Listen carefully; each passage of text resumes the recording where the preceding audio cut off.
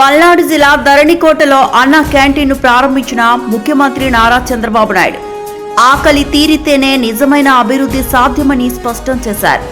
5 రూపాయలకే భోజనం అందిస్తూ పేదలు కూలీలకు అండగా నిలుస్తున్న అన్న క్యాంటీన్లను రాష్ట్ర వ్యాప్తంగా విస్తరిస్తూ ఒకేసారి 62 గ్రామీణ క్యాంటీన్లు ప్రారంభించారు.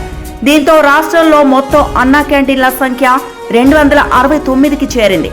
రోజుకు లక్షల మందికి భోజనం అందిస్తూ ప్రభుత్వం కోట్ల రూపాయలు ఖర్చు చేస్తుందని వెల్లడించిన సీఎం పేదవాడి కడుపు నింపడమే మా రాజకీయమని క్లియర్ మెసేజ్ ఇచ్చారు. అలాగే గత ప్రభుత్వంపై విమర్శలు చేస్తూ పేదల పథకాలను అడ్డుకున్నారని ఆరోపించారు. ఇదే ప్రజా ప్రభుత్వ లక్ష్యమంటూ సీఎం స్పష్టం చేశారు. ఇక ఇదే అంశానికి సంబంధించి మా ప్రతినిధి కుమార్ ఫోన్ లైన్ లో అందిస్తారు. కుమార్, చెప్పండి. పార్వతి, పల్నాడు జిల్లా ధరణకోటలో ముఖ్యమంత్రి చంద్రబాబు నాయుడు అయితే అన్నా క్యాంటీన్ ప్రారంభించారు. రాష్ట్ర వ్యాప్తంగా 62 గ్రామీణ క్యాంటీన్లు అయితే చంద్రబాబు ప్రారంభించారు. దీంతో రాష్ట్రంలో మొత్తం అన్నా క్యాంటీన్ సంఖ్య 269 చేరుకుంది. మొత్తంగా పేద ప్రజల సంక్షేమే తమ లక్ష్యమని, పేద ప్రజల కడుపును నింపడం కోసమే 5 రూపాయలకు భోజనం అందిస్తూ అన్నా క్యాంటీన్లు ప్రారంభిస్తున్నామని మరోసారి ముఖ్యమంత్రి చంద్రబాబు స్పష్టం చేశారు. ఇది పేదవాడి కడుపు నింపటమే మా రాజకీయం అనేది మరొకసారి చంద్రబాబు స్పష్టమైనటువంటి సంకేతాలను ఇస్తూ క్యాంటీన్లు ప్రారంభించారు.